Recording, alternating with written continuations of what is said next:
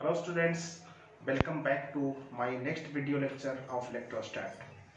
Now I will start today concept of dielectric and related concept, limitation of Coulomb's law, problems on dielectric and Coulomb's law in vector form. तो अभी हम शुरू करने जा रहे हैं डाइलेक्ट्रिक के बारे में हम अभी पढ़ रहे थे। आज हम उसके फर्दर जो कंसेप्ट है उस पर आधारित क्वेश्चन को प्रॉब्लम्स को करेंगे और उसके आधारित कंसेप्ट को करेंगे।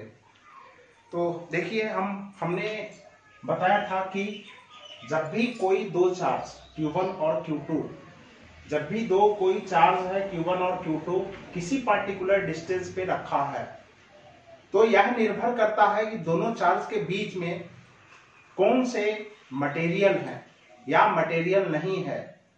सबका जो फोर्स होगा वो अलग अलग होगा। मान लिया जाए कि ये वैक्यूम या एयर में है, वैक्यूम या एयर में है, इसको हम कहते हैं फ्री स्पेस। तो फोर्स इन फ्री स्पेस को हम F0 से रिप्रेजेंट करते हैं और F0 कितना होगा आपको 1/4 पाई एप्सिलॉन नॉट, जहां एप्सिलॉन नॉट क्या है, permittivity of free space. Epsilon not क्या है, परमिटिविटी ऑफ फ्री स्पेस। अब एप्सिलॉन नॉट का वैल्यू होता है 8.85 इंटू 10 का पावर -12। ठीक है, तो यहाँ पे यह कांस्टेंट है, रिलेटिव इसको कहते हैं हम क्या, परमिटिविटी ऑफ फ्री स्पेस। हम पिछले लेक्चर में हम इसको डिस्कस कर चुके हैं, तो विशेष इसमें भी हम पढ़ेंगे। सबसे पहली बात कि यह जो F0 फोर्स है, F0 फोर्स मतलब जब दो चार्जेस के बीच में कुछ नहीं रहेगा, मतलब वैक्यूम, अदरवाइज एयर रहेगा, तब हम ये जो कांस्टेंट है उसको हम लिखेंगे 1/4 पाई एप्सिलॉन नॉट, जहां एप्सिलॉन नॉट क्या है, परमिटिविटी ऑफ फ्री स्पेस। और वो कितना होगा, इसका वैल्यू जो है हमने डिस्कस किया था 9 इंटू 10 का पावर 9। अब जब दो चार्जेस के बीच में मीडियम हो, मान लिया कुछ पेपर है, मिका है, वाटर है, कुछ में हम इंसर्ट कर दिए हैं, या लकड़ी है उसके बीच में चार्ज है, बीचों बीच में, और पूरे इन बिटवीन टू चार्जेस क्या है, वुड है, लकड़ी है। तो यहाँ पे क्या होगा, मान लिया जाए कोई भी मीडियम हो, पार्टिकुलर मीडियम हो, और हर मीडियम का परमिटिविटी क्या होता है, चेंज होता है। ये परमिटिविटी क्या है, परमिटिविटी मीडियम का पिछले क्लास में हमने डिस्कस किया है। परमिटिविटी यही चेंज करता है जिसके कारण ये जो फोर्स है, भले ही ये पार्टिकुलर जो चार्ज है वह वही रहे और डिस्टेंस भी वही रहे, लेकिन मीडियम बदलने से ये फोर्स बदल जाता है, तो यहाँ ये बदलता है। तो यह जो है परमिटिविटी ऑफ मीडियम, यह सारे मटेरियल के लिए अलग अलग होगा। जैसे पेपर के लिए कुछ और होगा, वाटर के लिए कुछ और होगा, डिफरेंट मटेरियल के लिए इसका वैल्यू क्या होगा, डिफरेंट होगा। तो यहाँ पे मीडियम में यदि हम दो चार्ज को रखते हैं तब फोर्स कितना होगा, 1/4 पाई एप्सिलॉन m, ये चेंज होगा। एप्सिलॉन नॉट है यहाँ, मतलब परमिटिविटी ऑफ फ्री स्पेस, यहाँ क्या है, परमिटिविटी ऑफ मीडियम। देखिए चार्ज वही है लेकिन बदल कौन रहा है, परमिटिविटी। अब हम एक टर्म हम डिफाइन किए थे, परमिटिविटी, रिलेटिव परमिटिविटी। तो रिलेटिव परमिटिविटी या इसी को हम कहते हैं डाइलेक्ट्रिक कांस्टेंट के। अब ये होता है कितने के बराबर, तो हम पिछले क्लास में डिस्कस किए थे, ये epsilon m by epsilon not, इसी को हम कहते हैं रिलेटिव परमिटिविटी। अब रिलेटिव परमिटिविटी को हम कैलकुलेट कैसे करते हैं, वो कितने के बराबर होता है, कितने के इक्वल होता है। तो सबसे पहली बात कि हम F0 बाई Fm हम करके देखते हैं, F0 बाई Fm। अब F0 बाई Fm हम करते हैं तो देख लीजिए F0 का वैल्यू कितना है, 1/4 pi epsilon naught Q1 Q2 by r²। यहाँ पे दो चार्जेस कितना है, Q1 और Q2 है, और दोनों के बीच का डिस्टेंस कितना है, r है। सबसे पहले हम किस चीज में लिए हैं, मीडियम में लिए हैं। फिर उसके बाद हम क्या कर लिए हैं, दोनों चार्ज को हम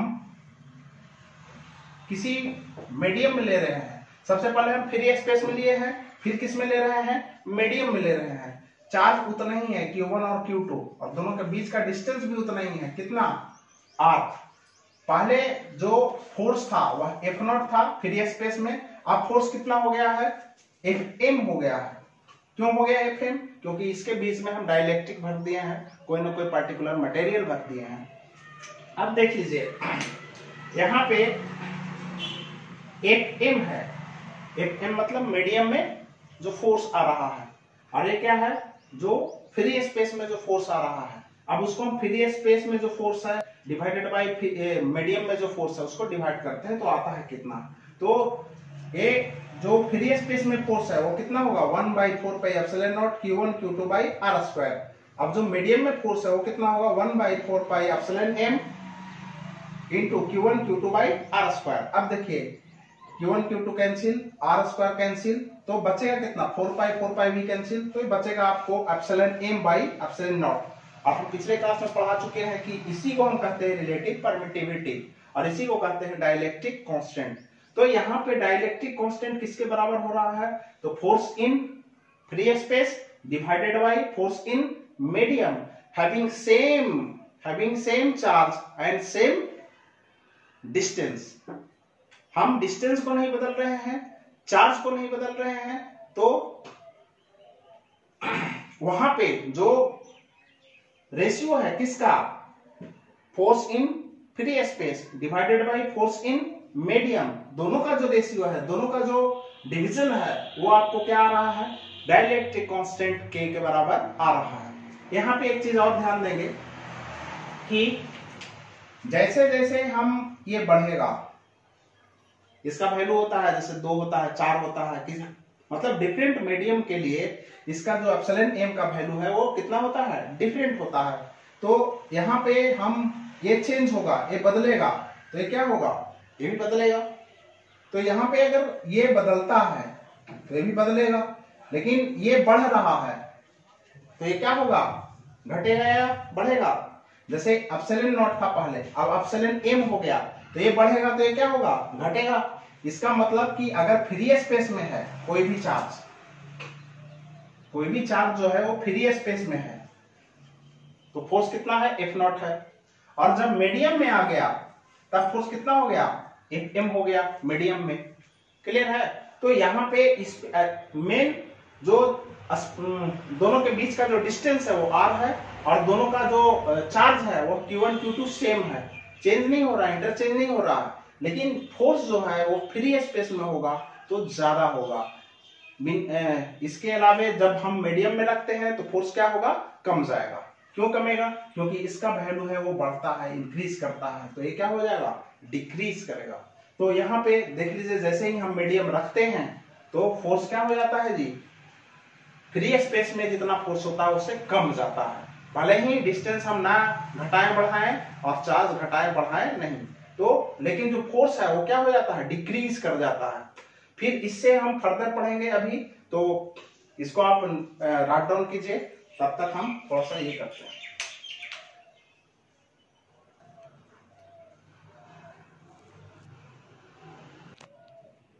अभी हमने डिस्कस किया कि जब दो चार्जेस किसी पर्टिकुलर मीडियम में होगा तो फोर्स क्या हो जाएंगे, डिक्रीज कर देंगे।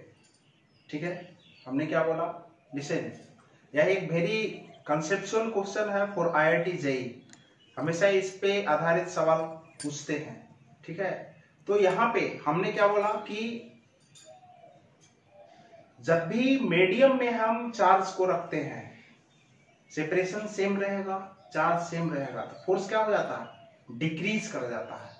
अब हम चाहते हैं कि फोर्स इक्वल हो, फोर्स क्या हो, इक्वल हो। फिर से सुनिए कि अगर सेपरेशन क्या हम मीडियम हम रखते हैं, अगर मीडियम रखते हैं दो चार्जेस के बीच में तो फोर्स क्या हो जाता है, डिक्रीज कर जाता है। अब हम कह रहे हैं कि सेपरेशन जो है उसको हम एडजस्ट करें, फोर्स सेम रहे। देखिए सबसे पहली बात कि ये फोर्स है, फोर्स किस पे निर्भर कर रहा है, Q1 Q2 और R और एप्सिलॉन नॉट, सब पे निर्भर कर रहा है, इस पे निर्भर कर रहा है, ये दोनों पे निर्भर कर रहा है, इस पे निर्भर कर रहा है। अगर हम ये दोनों सेम रखते हैं, मतलब चार्ज को घटाते बढ़ाते नहीं है और डिस्टेंस को भी उतना ही रखते हैं, तो ये चेंज होता है। अभी हम क्या कह रहे हैं कि ये तो मटेरियल है ही, हम मटेरियल चेंज करेंगे, ठीक है, तो लेकिन Q1 Q2 को हम क्या करेंगे, सेम रखेंगे। Q1 Q2 को हम चेंज नहीं कर रहे हैं, किसको चेंज कर रहे हैं, R को चेंज कर रहे हैं। इस तरह से चेंज कर रहे हैं कि ये फोर्स क्या है, फोर्स कांस्टेंट रहे। ठीक है, तो सबसे पहली बात कि दो चार्ज यहाँ पे देखिए, डेरिवेशन से पूरा क्लियर हो जाएगा, और भी हम एक्सप्लेन करेंगे, इस पे आधारित क्वेश्चन करेंगे तो पूरा क्लियर हो जाएगा। सबसे पहली बात कि Q1 और Q2 कहाँ है रखा हुआ, फ्री स्पेस में रखा हुआ है। कितने डिस्टेंस पे है, r डिस्टेंस में है। फोर्स कितना है, F0 है, तो F0 कितना होगा 1/4πε0 Q1 Q2 by r square. Clear है, इसमें कोई दिक्कत नहीं है। अब देखिए, अब Q1 Q2 कहाँ है, मीडियम में है, इसका परमिटिविटी कितना है, एप्सिलॉन m है, तो एप्सिलॉन m हम यहाँ रखे हैं, Q1 Q2 by D square. दोनों के बीच का सेपरेशन कितना है, d है। तो अब हम पिछले क्लास में हम बताए थे एप्सिलॉन m, या अभी भी बताए थे, ratio epsilon m by epsilon naught is equal to epsilon r बताए थे। Epsilon naught by epsilon m by epsilon naught is equal to epsilon r, relative permittivity, that imply epsilon m कितना हो जाएगा, epsilon naught into epsilon r। Clear है, तो यहाँ epsilon m के जगह पे हम कितना रखे हैं, इतना रखे हैं। क्लियर है, तो ये हो जाएगा मीडियम में फोर्स, ये दोनों फोर्स है, ये है फ्री स्पेस में। चार्ज क्या कर रहे हैं हम, चार्ज को हम घटा बढ़ा नहीं रहे हैं, हम घटा बढ़ा किसको रहे हैं, चेंज किसको कर रहे हैं, आर को। किस तरह से चेंज कर रहे हैं कि दोनों के बीच का जो फोर्स है वह क्या है, सेम रहे, इक्वल रहे, फोर्स घटे बढ़े नहीं, फोर्स इक्वल रहेगा। हम घटा बढ़ा रहे हैं क्या, डिस्टेंस को घटा रहे हैं हम। इसमें जब फ्री स्पेस में है, फ्री स्पेस में है, हेलो कैमरामैन, तो अभी फोर्स हमको इक्वल रखना है, फोर्स इक्वल रखना है। इंटरचेंज क्या हो रहा है, तो डिस्टेंस चेंज हो रहा है, इस तरह से कि फोर्स दोनों क्या हो, इक्वल हो। अब देखिए F0 इक्वल टू Fm है, यहाँ for equal force be decrease separation if charge is in medium. Separation को क्या करते हैं हम, फोर्स सेम रखें तो सेपरेशन को क्या करते हैं, चेंज करते हैं। अब हम ये नहीं जान रहे हैं कि डिक्रीज कर रहा है कि इंक्रीज कर रहा है, तो हम यहाँ पे लिख दें कि बी चेंज द सेपरेशन। ठीक है, सपोज कर लिए कि R है सेपरेशन, R से कितना हो गया, D हो गया। क्लियर है, R से क्या हो गया, D हो गया। फोर्स सेम है, हम सेपरेशन सिर्फ हम क्या कर रहे हैं, चेंज कर रहे हैं। अब देखिए यहाँ पे कि सेपरेशन क्या करेगा, डिक्रीज होगा कि इंक्रीज होगा हम नहीं जानते हैं। ठीक है, इंक्रीज होगा या डिक्रीज होगा हम नहीं जानते हैं, हम सिर्फ चेंज किए हैं, R से कितना कर दिए हैं, D कर दिए हैं। किस लिए किए हैं कि हमको फोर्स सेम लाना है। तो यहाँ पे F0 इक्वल टू Fm है, तो F0 का वैल्यू कितना है ये, और Fm का वैल्यू कितना है ये हम कैलकुलेट कर चुके हैं यहाँ। अब देखिए यहाँ पे 1/4πε0 इधर भी है, 1/4πε0 इधर भी है, तो ये आपका क्या है वो कैंसिल हो जाएगा, फिर Q1 Q2 कैंसिल हो जाएगा, बचेगा आपको कितना, अब यहाँ पे बचेगा 1/r², और यहाँ क्या बच रहा है 1/ε इंटू डी स्क्वायर। अब हम क्रॉस मल्टीप्लाई करेंगे तो कितना आ जाएगा, इधर करेंगे r² आ जाएगा, इधर करेंगे तो कितना हो जाएगा d² εr हो जाएगा। क्लियर है, अब r का वैल्यू हो जाएगा अंडर रूट, ये स्क्वायर में है तो उधर जाएगा, अंडर रूट हो जाएगा d² εr, d into under root εr, इतना होगा। इसको आप नोट डाउन कीजिए, उसके बाद हम फर्दर कंसेप्ट और इस पे आधारित जो प्रॉब्लम्स है उसको हम करके इसको और क्लियर करेंगे।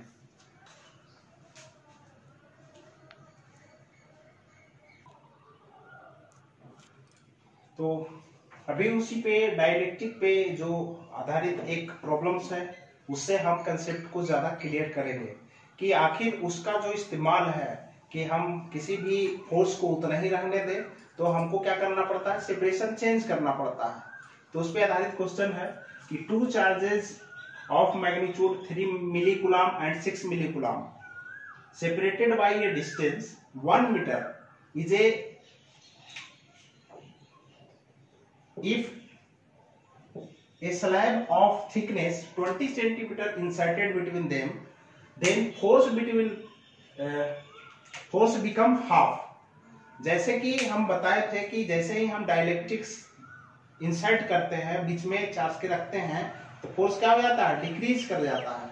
हमें क्या है यहाँ पे क्या क्वेश्चन में कह रहा है कि दो चार्जेस है, ठीक है, एक कितना है 3 मिली कूलम है, Q2 कितना है 6 मिली कूलम है, उसके बीच में क्या किया गया है कि 20 सेंटीमीटर 20 सेंटीमीटर थिकनेस का एक स्लैब रखा गया है, जिस कोई कुछ होगा पेपर या कुछ भी है या कुछ भी कोई मटेरियल रखा गया है, मान लीजिए कुछ है मटेरियल जिसका परमिटिविटी, रिलेटिव परमिटिविटी मान लीजिए एप्सिलॉन आर है, ठीक है। तो वही एप्सिलॉन आर जो है वो कैलकुलेट करना है आपको। Is it clear? समझ आ रही है बात? इसको आप देखिए, इसको सॉल्व कीजिए। उसके बाद यहाँ पे दो चार्ज है Q1 और Q2, दोनों के बीच का जो सेपरेशन है वो R है, ठीक है। यहाँ पे वो F12 क्या है? F12 का मतलब है कि फोर्स ऑन Q1, F12 मतलब force on Q1 due to Q2। F12 मतलब force on Q1 due to Q2 और F21 मतलब force on Q2 due to Q1। अगर हम मैग्नीट्यूड की बात करें तो होगा 1/4 पाई एप्सिलॉन नॉट, दोनों चार्ज का product divided by r square, ठीक है। यहां भी फोर्स ऑन क्या? Q2, किसके कारण? Q1 के कारण। तो इस पे जो फोर्स होगा इसके कारण, इस चार्ज के कारण कितना हो जाएगा? 1/4 pi epsilon naught Q1 Q2 by r square. Separation तो आर ही है। अब यहां पे जो चीजें हैं कि मैग्नीट्यूड अगर देखा जाए तो देखिए इक्वल है दोनों का वैल्यू, मैग्नीट्यूड तो इक्वल है, लेकिन डायरेक्शन क्या है जी? अपोजिट है। तो ये दोनों अपोजिट वेक्टर है। इसको लिखने के लिए हम क्या करेंगे?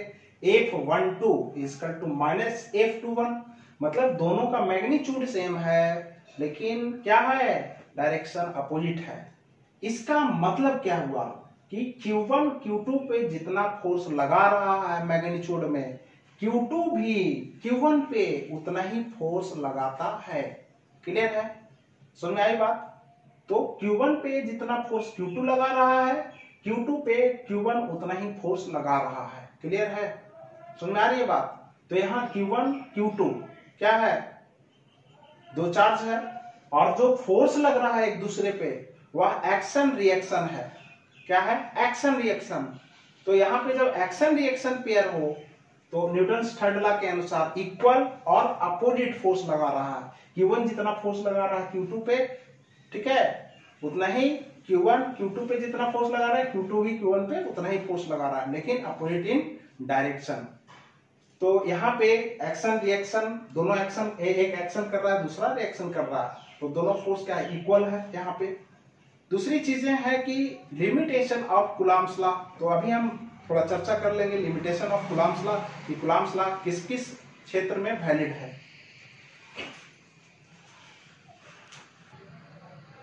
यहाँ पे कूलम्ब्स लॉ का लिमिटेशन के साथ साथ यहाँ पे कुछ जो इंपॉर्टेंट पॉइंट्स है कूलम्ब्स लॉ का, उसके बारे में हम यहाँ पे नोट किए हैं।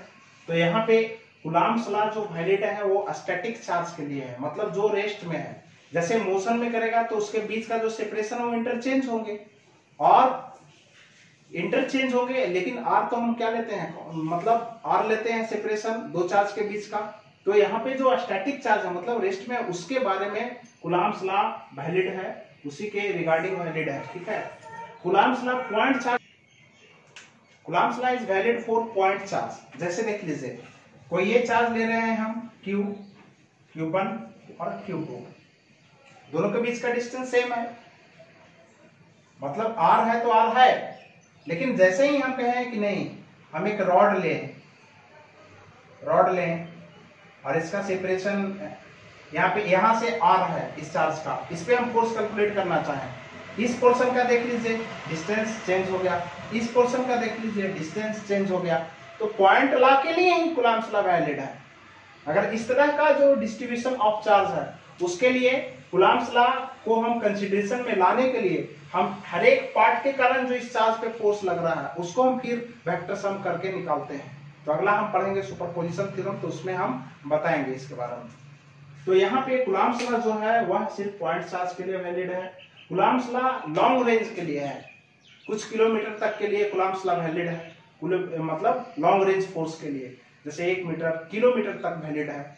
अब बहुत लंबा फोर्स है, मतलब फोर्स इतना छोटा है कि जिसका कैलकुलेशन तो उसको हम कंसीडर कर लेते हैं 0। तो इसका मतलब ये है कि जब डिस्टेंस बहुत अपार्ट है तब हम कूलम्ब्स लॉ उस केस में हम जीरो कंसीडर कर सकते हैं, लेकिन ये कुछ किलोमीटर्स तक कूलम्ब्स लॉ वैलिड है। क्लियर है? तो it is a conservative force. आपने वर्क पावर एनर्जी में पढ़ा होगा कंजर्वेटिव और नॉन कंजर्वेटिव फोर्स, तो यहाँ पे कूलम्ब्स लॉ जो है वह कंजर्वेटिव फोर्स है। इसका मतलब किसी भी क्लोज लूप में work done by the Coulomb's force is what, पढ़े हैं? तो यहाँ पे जो कंजर्वेटिव फोर्स है कि किसी भी क्लोज लूप में total work done by a force is zero, then this force is called conservative force. तो कूलम्ब्स फोर्स भी क्या है? कंजर्वेटिव फोर्स है। और इसका जो नेगेटिव वर्क डन है वह किसके बराबर होता है? चेंज इन पोटेंशियल एनर्जी का। वर्क एनर्जी पावर पढ़ लीजिएगा तभी आपको पोटेंशियल और बाकी जो चीजें हैं वो समझ में आएगा। दूसरी चीजें है कि आप पूरा वेक्टर पढ़ लीजिए, तब आगे चल के जो अभी मैं अगले क्लास में अगले वीडियो लेक्चर में मैं पढ़ाऊंगा तभी समझ में आएगा।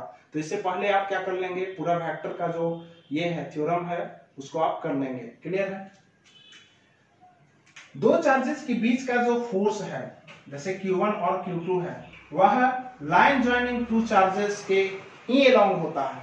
मतलब लाइन ऑफ सपोर्ट जो है फोर्स पे, फोर्स का जो लाइन ऑफ सपोर्ट है, जैसे ही F2 फोर्स है ना, F21 है, force on Q2 due to Q1 इसी लाइन के अलोंग होगा। ठीक है? तो लाइन ज्वाइनिंग टू चार्जेस हम इसको डिस्कस कर चुके हैं कूलम्ब्स लॉ में भी। तो यहाँ पे line of support of two charges is line joining two charges. Clear है? अब Coulomb's law depends on medium. अभी हमने डिस्कस कर चुका है कि भाई जो दो चार्जेस के बीच का जो मीडियम है उस पे कूलम्ब्स लॉ वैलिड करता है। तो हम फर्दर कंसेप्ट में पढ़ेंगे कि vector form of the forces and उसके बाद इलेक्ट्रिक फील्ड है। तो बने रहें आदर्श के साथ, ब्रेक के बाद भी।